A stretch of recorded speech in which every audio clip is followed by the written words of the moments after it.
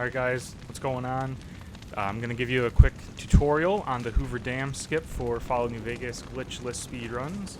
This is going to definitely speed up your times quite a bit if you don't do this already, and definitely a big part of the game that you're going to be able to skip around. By doing this, you're going to save a lot of time. It can be a bit tricky though at first, but I got some tips and tricks that I want to share with you on how to do it more consistently. So let's jump into it. I'm going to do a demonstration of it first and show you guys what it looks like, and then I'll break it down for you. So here we go. We'll go ahead and do it real quick, see what happens.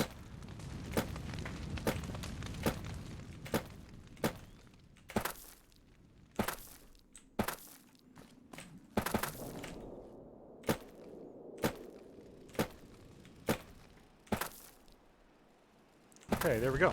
So that is the Hoover Dam skip right there. So let's break it down now. So there's going to be a couple tips that I want to give. The first tip is going to be stop hopping. The footing and the geometry of this game that you're going to be required to do to be stop hopping along, it's definitely a little bit weird. It's probably not really meant to be walked or jumped across. These sandbags, this wall, these stuff, the awnings here, it's not really meant for you to be walking and stop hopping across it. So it's going to be a little bit tricky to do. So my first tip is going to be how you do your stop hops is going to be very important. Normally when you're doing stop hops, you're probably going to be doing it really fluid in quick succession of the last one, kind of like this. You're really minimizing how much time you're not holding W. But for this, you're going to want to slow it down a little bit. Let go of W right before you hit the ground. And I think that's going to help a lot because what it'll do is it'll cancel out some of your momentum from the previous stop hop. And that momentum that you carry through, if you were to be jumping across these sandbags, if you're holding W while you land, you might fall off of these and you might not be able to pull off the next stop hop into the next one. So by kind of deliberately slowing down a little bit and then doing the hop, it's going to allow you to do your stop hops really consistently and without failure of the next one. That's going to help a lot, I think, once you get that down. It does take a little bit more time because you're not doing it as fluidly, but it's going to be more consistent in the long run. Second, this game has a lot of invisible walls. So when you're doing this, there's a couple tricks that you're going to have to do. The command there was TCG to see these. All these big white squares, rectangles, these are the invisible walls. So as you're doing this, you kind of have to notice that you can't just jump across right here, even though it might look like you can.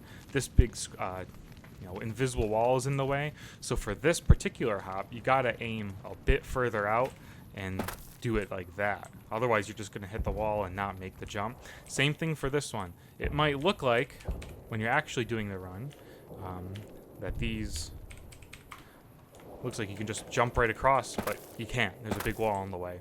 So I would say at first when you're learning and when you're practicing, using that command to kind of see where the walls are is going to be a big help in learning that. But yeah, for this first section, the most important thing that I can say is as you're coming up along this, I always jump onto the wall before the sandbags. If you were to not do that, you have a little bit less time to get on there. Let's say you were right here or a little bit further along. You only have one stop hop chance to make it on there.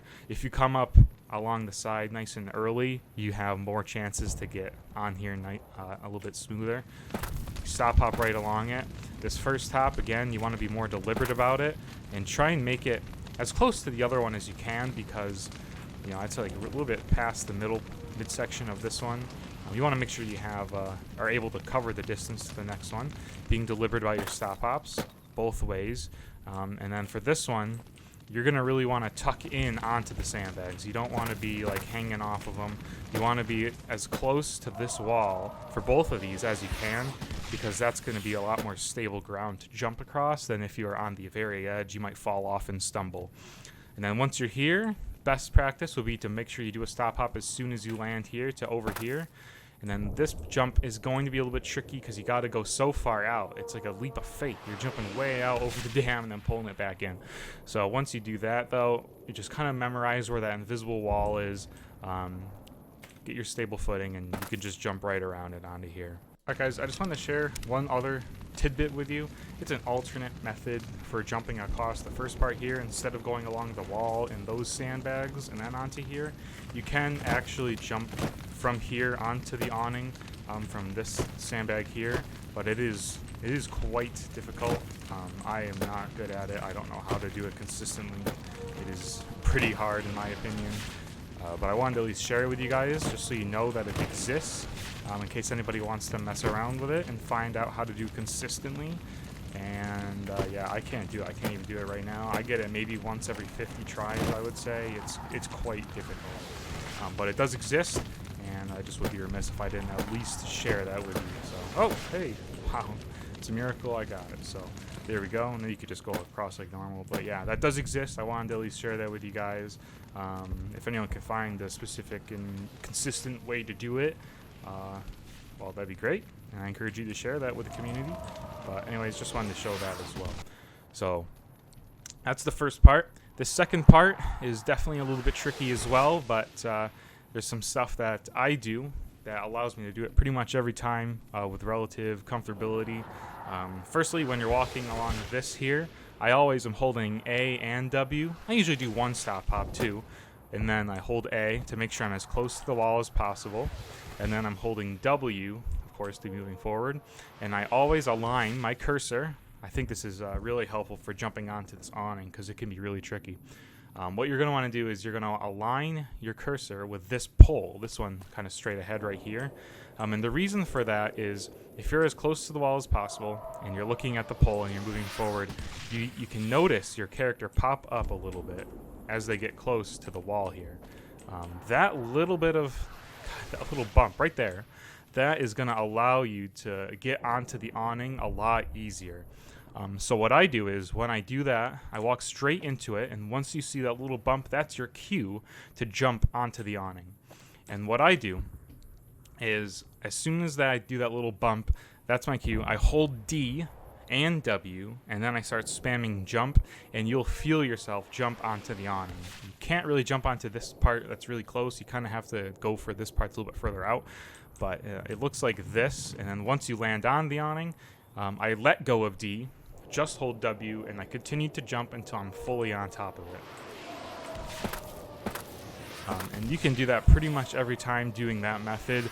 It's really consistent from my experience. As long as you are aligned with the pole, you jump as soon as you pretty much run into it. You just kind of run face first into that wall, and then you hold D and jump at the same time, and you'll land right on the edge there.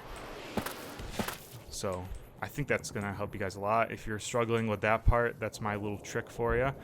And then moving on, next part is going to be what is known as the best skip. So once you're up here, you can stop hop along it. It's a little bit weird because of this angle of this little awning.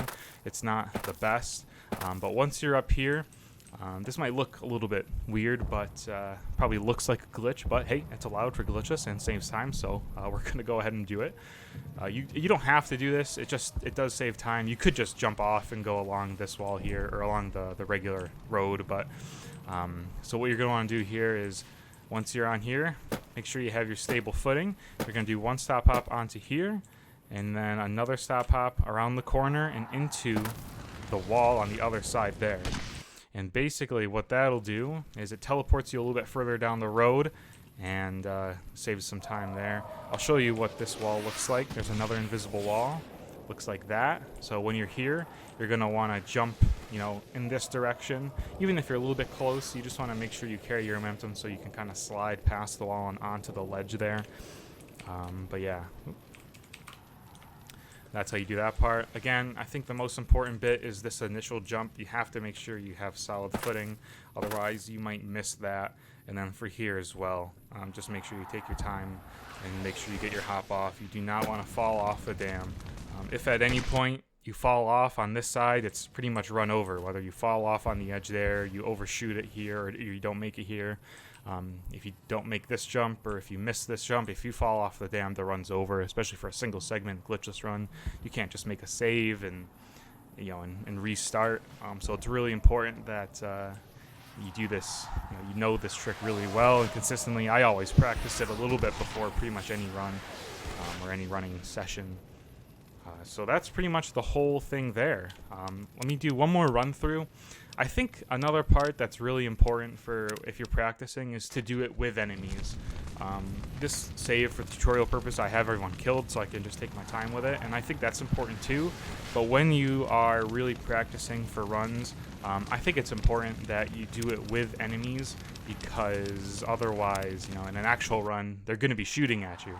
They're going to be crippling your limbs. They're going to be distracting you, getting in your way. It's important to do it with enemies so that in an actual run, you're not, you know, jarred by the sudden enemies that are trying to kill you. You got to keep an eye on your health. Make sure you're at full health. I would pop a stim pack or even a doctor's bag before you even get to the dam, because otherwise they might cripple your limbs really early on. And if you get your limbs crippled in the middle of a stop hop, then that's going to totally deplete your momentum and mess you up. So it's important that you're in full health and have some stim packs to make it through. And that's pretty much the whole Hoover Dam skip there. There are some alternate methods you may be familiar with. The rock jump. Instead of doing this, you could jump off into the water here and jump up a rock that's over here. But it's a bit slower, and that's its own trick in its own right. So that can be difficult as well. But yeah, with some practice, the Hoover Dam skip can be mastered. It does take some practice. But I hope these tips and tricks have helped. I think the number one thing is just being really deliberate with your stop hops, getting to memorize and know the geometry so you can avoid all the invisible walls, waiting for that little pop in order to jump onto the wall there. And then, yeah, again, just being really deliberate with your stop hops, going around the best skip here and doing the teleportation, and you're off to the races. So I hope this helped you guys. Hope this helped answer some questions. Feel free to leave a comment if you do have any questions or are looking for any specific answers with it, but I hope this helped you out. So good luck. Thanks for watching.